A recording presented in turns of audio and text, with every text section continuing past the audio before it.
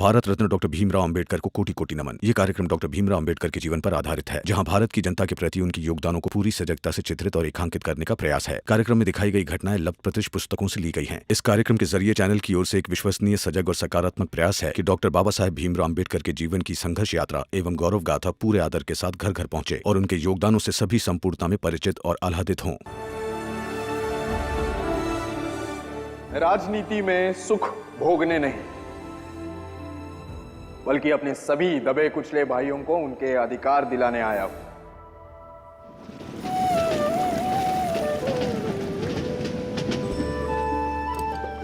अरे भीमा, आगे आगे कहाँ चल रहे हो तुम?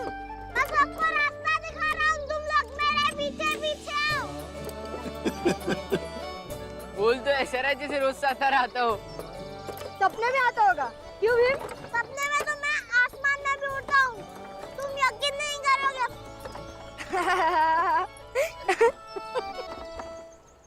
देख लिया, सपने में आसमान में उड़ता भी है आपका बेटा।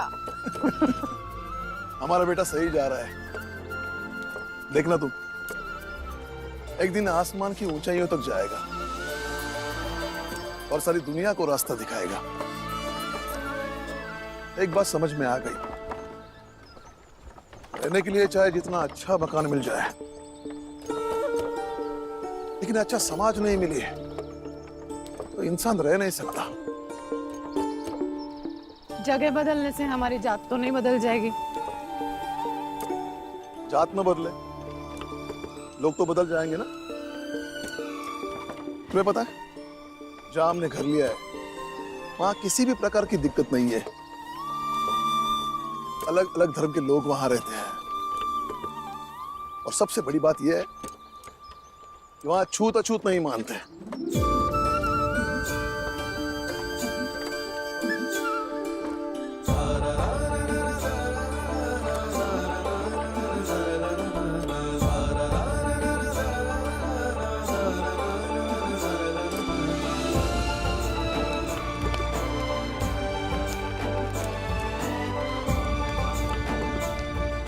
रुको रुको, इधर आओ सब लोग, यहाँ पे बैठो। आहिस्ता आहिस्ता, लग जाएगा बेटा।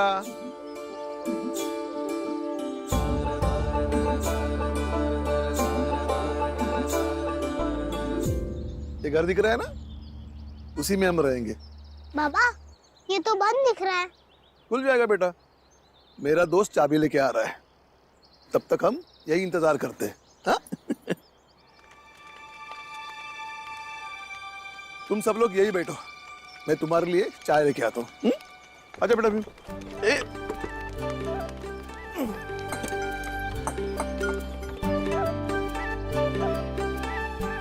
भैया 7 कप चाय देना और मेरे बेटे भीम के लिए 1 गिलास दूध। अरे साहब, आप क्यों कष्ट किए? अपन आवाज दे देते, मैं खुद ही वो आ जाता। खैर आप बैठिए, मैं अभी देता हूँ। जी चलो बेटा।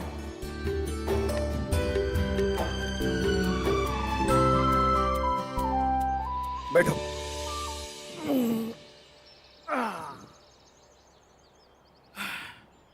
तुम लोग चाय पी लो, तब तक मेरा दोस्त आता ही होगा।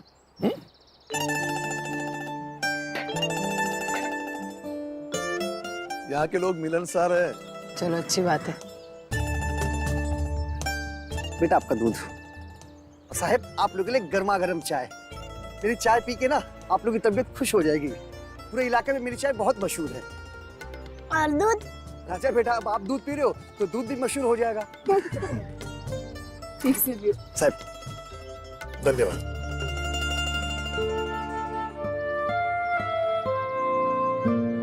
देखा, बड़े लोग लगते हैं, कपड़े तो देखिए इनके। हाँ भैया, ऐसा लगता है कहीं बाहर से आए हैं। लेकिन जा कहाँ रहे हैं लोग? जा रहे होंगे शहर में किसी अपने से मिलने। अरे राम जी, कैसे हो?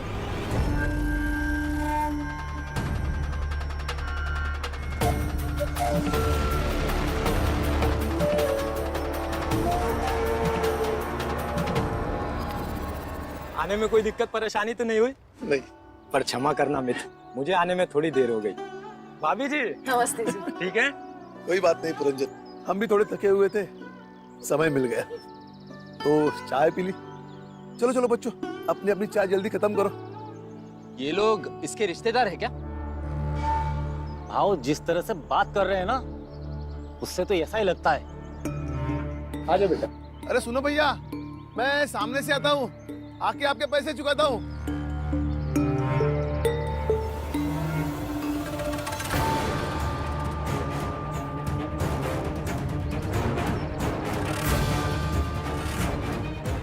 मंगेश,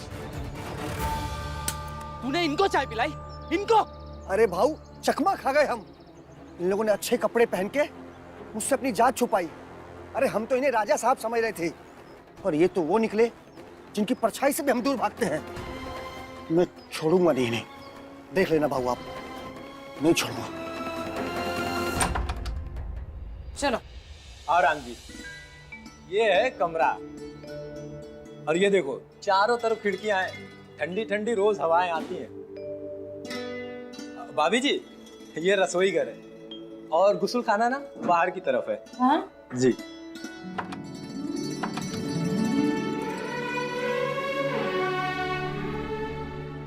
मेरी जगह पक्की, मैं तो यही रहूंगा। हमारी जगह यहाँ है, हम यहाँ रहेंगे। तो मैं कहाँ रहूंगा? घर के बाहर। आई, अरे शांति रखो तुम लोग, आते ही धमा चौकड़ी शुरू।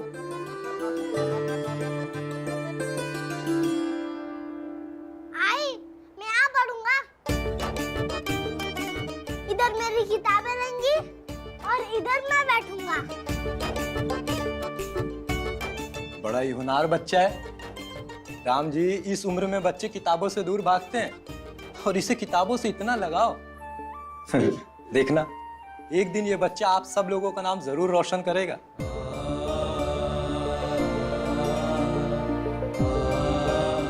अच्छा राम जी, मैं चलता हूँ, और किसी भी चीज की जरूरत होगी ना तो बेझिझक बोलना। मैं भी बाहर आता हूँ चाय वाले के पैसे चुकाने। चलिए चलिए।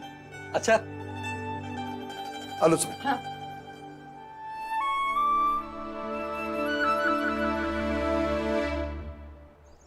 गलती हो गई, उसका पहनावा देख के हम समझ नहीं पाए, वरना ऐसी गलती होती नहीं कभी। बहुत बड़ी गलती हो गई, समझ ही नहीं पाए। ए मंगेश, वो देख, वो आ रहा है। आने दे उसे, पूरा हिसाब लेता हूं।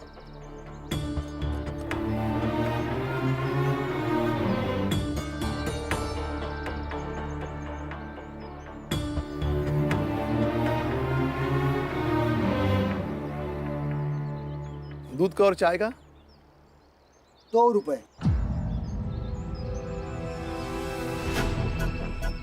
2 रुपए?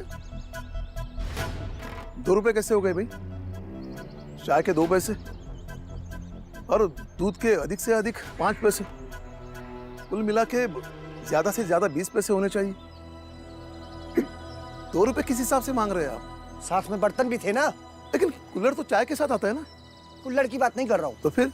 मैं उस पीतल के गिलास की बात कर रहा हूँ।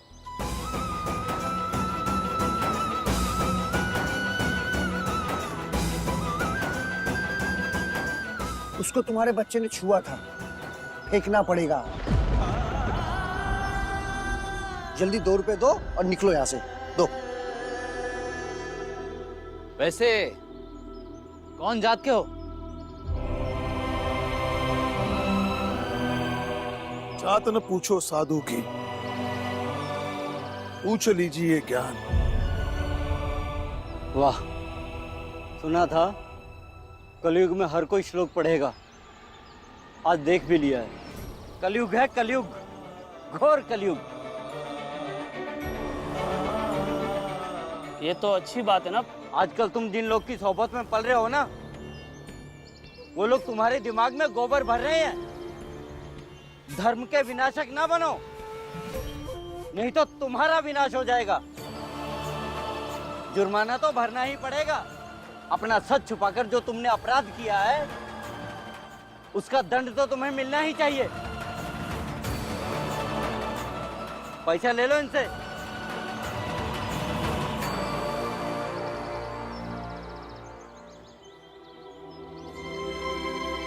ओ, सोच क्या रहे हो? जल्दी पैसे निकालो और निकलो यहाँ से। और सुनो, आज के बाद कभी हमारी दुकान पे पाँव मत रखना, नहीं तो तुम्हारी वजह से धंधा बंद करना पड़ेगा। जल्दी दो 2 रुपए।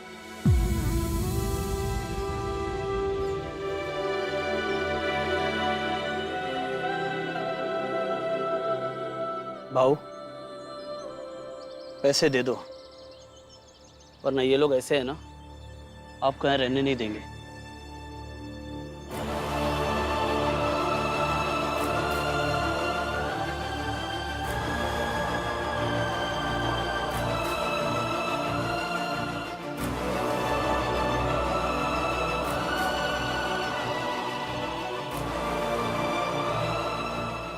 पीछे पीछे पीछे, यहाँ रखो, यहाँ रखो, यहाँ रखो।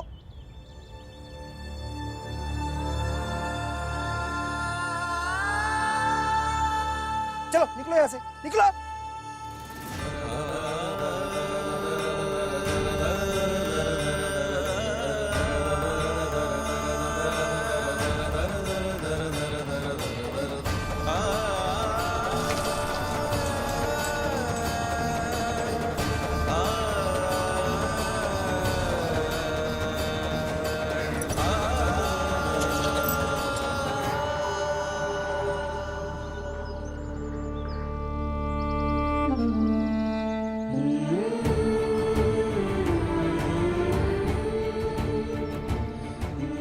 जगह बदलने से हमारी जात तो नहीं बदल जाएगी।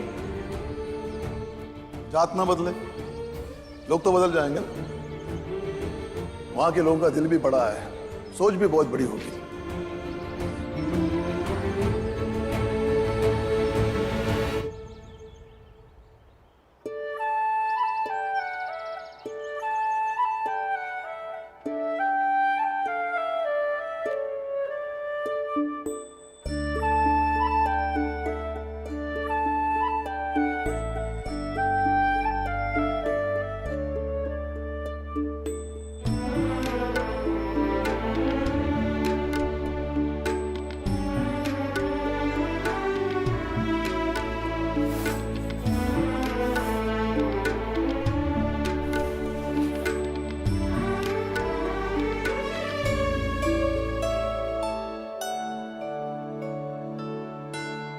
अरे ये इतना गंदा कैसे हो गया?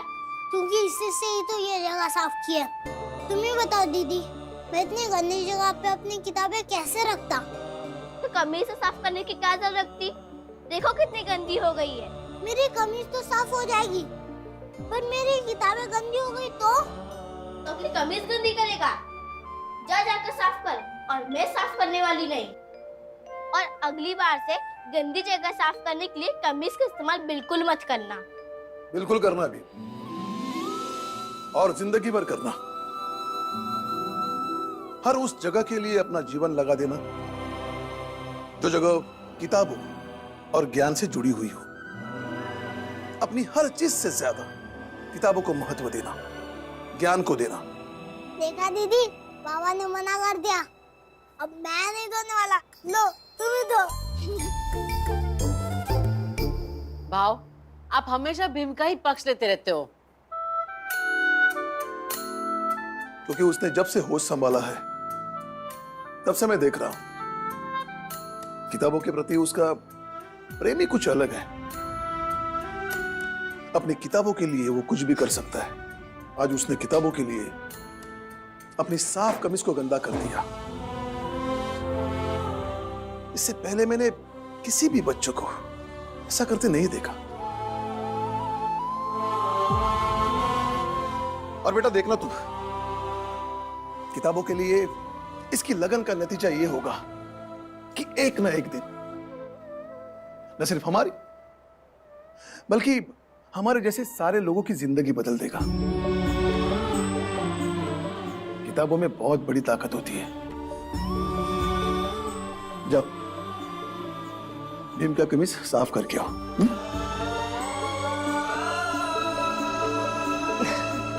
देखा ताई, मौका मिला नहीं कि लगे बेटी की तारीफ करने। क्या यूं ही करता हूं?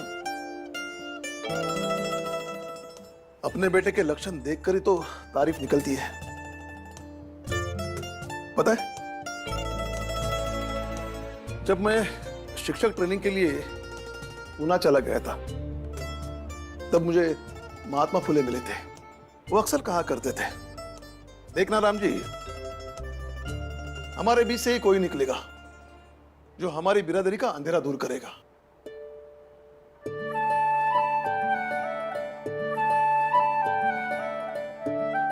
भीमराव को देखता हूं तो उनकी बात याद आने लगती है। क्या पता वो कोई भीमराव ही हो।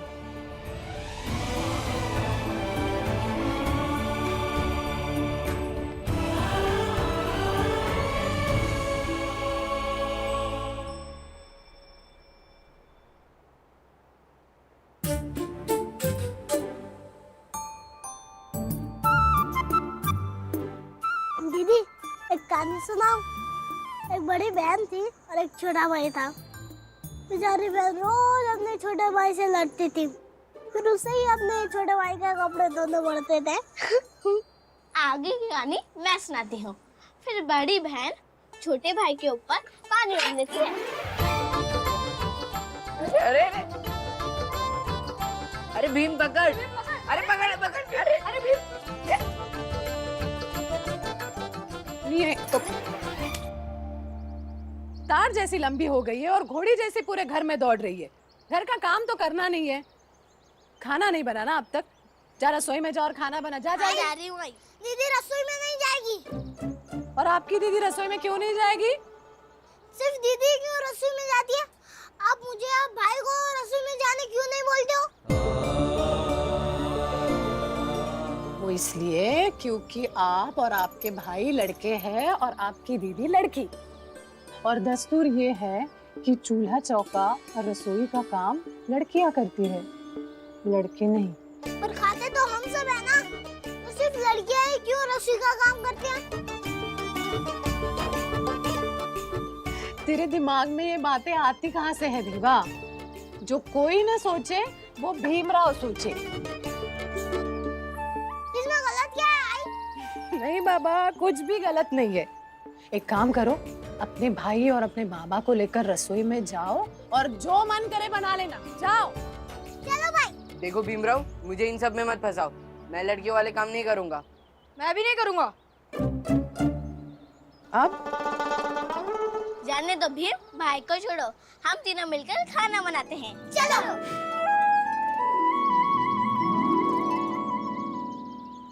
अब पता चला कि मैं भीम की हमेशा तारीफ क्यों करता हूँ। हाँ, पता तो चला, लेकिन अगर भीम रसोई में भी अपना ज्ञान लगाने लगा तो खाने लायक कुछ नहीं बनेगा। बस उसकी तैयारी रखिएगा। जो भी बनेगा खा लेंगे। ठीक है। लेकिन तुम उसको सीखने से मत रोकना। ठीक है, नहीं रोकूंगी। बस आप शाम को आते वक्त रसोई का सामान लेते आइएगा और ताई के लिए एक साड़ी।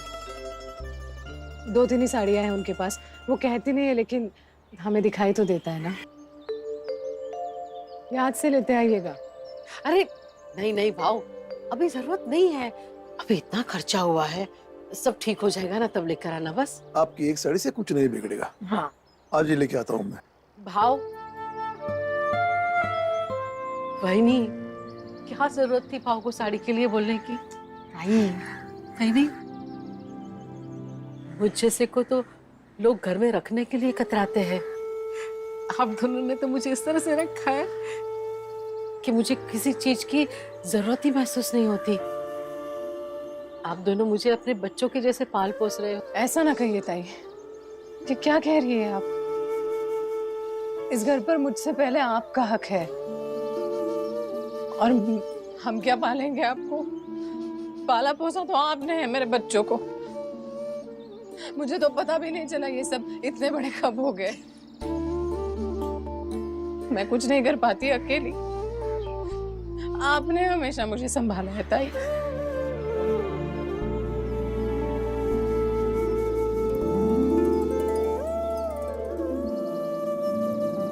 वाह, ये खा के देखो कैसी बनी है। ले, तेरे बेटे ने रोटी बनाई है, खा। नहीं नहीं, आप ही खाइए, आपके भतीजे ने बनाई है। आप दोनों खाओ। ये ले, ले।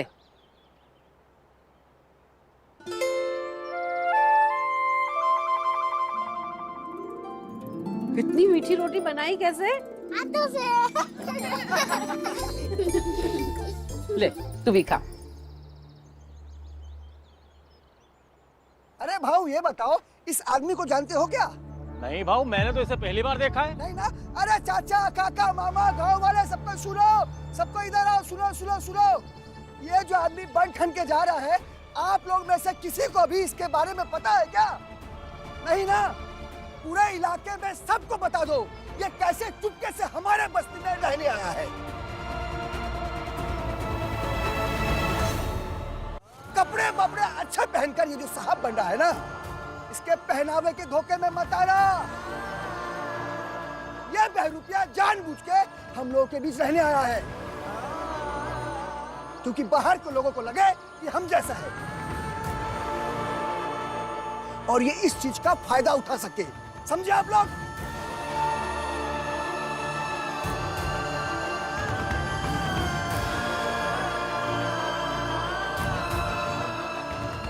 चलो।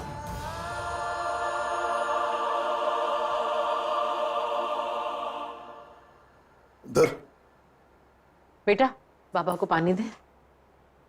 रहने दो बेटा।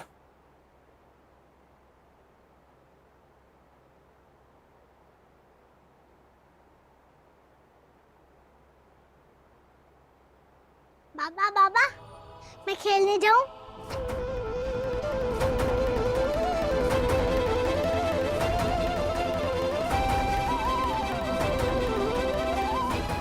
मैं उस पीतल के गिलास की बात कर रहा हूं, उसको तुम्हारे बच्चे ने छुआ था, फेंकना पड़ेगा। कौन जात के हो? कलयुग में हर कोई श्लोक पढ़ेगा, आज देख भी लिया है। कलयुग है कलयुग।